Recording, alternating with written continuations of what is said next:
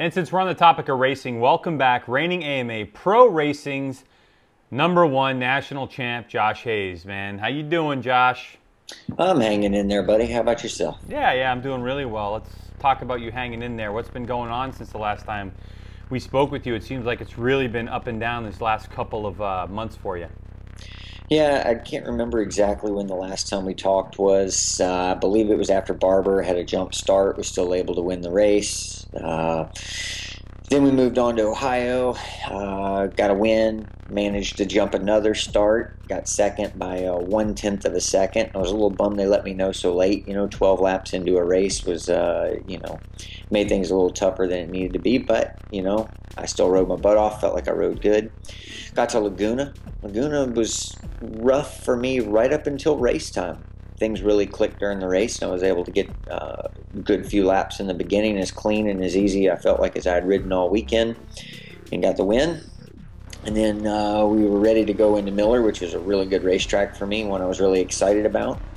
Had a couple of weird snafus, things that we as a team really haven't experienced in a while, a few little things to hang us up, and made a bad tire choice, but I can't really blame that because I still had a bike that I felt like could win the race. I had some good pace. I just didn't have any weapons to really race Roger and Josh very well, and still gave it my very best. I made some passes for the lead, led a lap of the race, and threw it in there any chance or opportunity that they gave me, but came home in third. Felt great about Sunday. Went with the same tire choice as everybody else. Had it turned around. Was going really well, and unfortunately had a little slip and fall. Happens sometimes when you're trying really hard. And I said I can sleep at night knowing that I made a mistake going for it more than I could riding around and finishing second or third. I wanted to win races. Yeah, let's talk about the incident. What happened? You were out front. I had a little bit of an indication at the front. Wasn't as good as it had been in the earlier parts of the day. I think it was possibly the heat. It was in the 90s, really hot track temperatures in the afternoon. And but the areas where it had given me kind of an indication it wasn't that good, turn 2, turn 3, turn 6, it was never in the area of the racetrack where I actually fell down. No matter what I'd done, I'd always felt confident in that part of the track. I wasn't thinking much of it.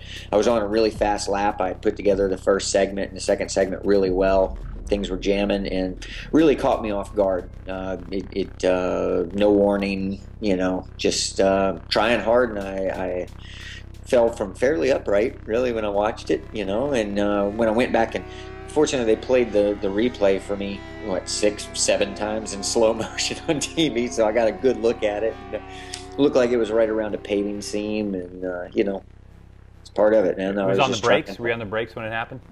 I think I still had the brakes on. Usually you can see me let go of the brake lever and move my hand and adjust my hand. And, it's a fast corner. I think you're real familiar with that corner. So, but I got, I just got in there, got the bike picked up, and was getting help from the corner workers. And unfortunately, I think we got a little discombobulated. I needed to lean the bike against me to get to pushing it out of the gravel. And it ended up, they were trying to help me and ended up kind of helping me, and we scooped her over on its side. It's not the first time that's happened to me, but it wasn't a big deal. And fortunately, they helped me get it out of the gravel, and I got to riding around. And I remember going, man, why am I doing this? I was even doing a pretty good pace. I was back in the 51s after my crash, and I'm like, why am I doing this? And then over a couple of consecutive laps, I saw a couple of positions change from 21, 20, 19, 18. And I thought, well, that's why. Who knows what will happen in the last couple laps. And out of respect for the boys who built the bike, I wanted to make sure I finished the race if I could. And so I stayed out there and got 3 points that could make the difference, right? Yeah, no, it definitely can make the difference, because now we're in a scenario where there's only 3 rounds left in the championship, at least 3 rounds scheduled right now left in the championship in terms of actual race points. So let's talk about your scenarios. What is it you're thinking? I mean, I look at it, and basically the safest thing that you can possibly do is just go there and win all the bonus points and just win every race, and then you're good to go. Well, that's really all there is. If it was anything any different, then I would have to rely on someone else making a mistake. And that's not a very good scenario. At least I'm somewhat the master of my own destiny, because it's in my hands that if I can, take those points and have a couple perfect points weekends, then you know, they can't do anything about it. So, you know, that's good to know. And I didn't need extra motivation. I was going to try to do it anyway. So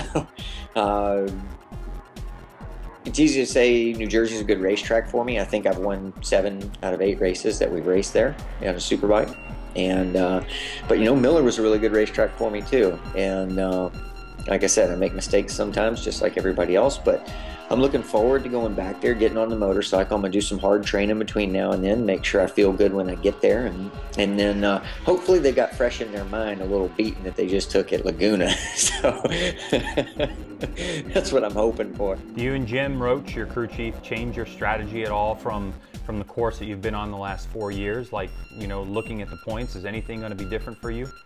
I don't think so.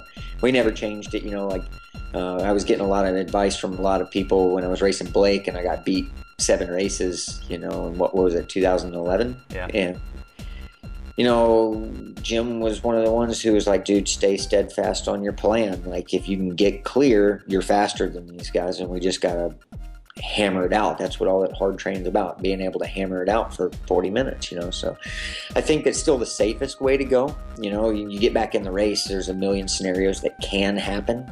You can get, you know, you get to battling with somebody, you have a weakness in one area of the racetrack, and another guy jumps on you, and all of a sudden you're in 4th, you know, which we saw in my championship in 2011. Found myself in a bad spot on the last day. So we'll just kind of go there with the same plan we always have and see what we can make happen. See if we can keep the magic going, you know. Josh, if someone wants to come watch you race live, what are the dates and where can they see you if they want to see you on television? Well, you first should come out to New Jersey Motorsports Park and see it in person. It's definitely the way to go. 2nd weekend of September, the 13th, 14th, 15th. And if not, I believe it'll be live on CBS Sports, which is also really cool to watch. So make sure you get in there, check it out. I don't know if I'll be doing any predictions with Scott this time. I got it wrong last time. So. All right, well, listen, good luck for the rest of the season, and we will definitely check in with you probably after New Jersey and just kind of get this final wrap up. So thanks for joining us here in the garage, Hayes. Appreciate it. Thanks, buddy. All right.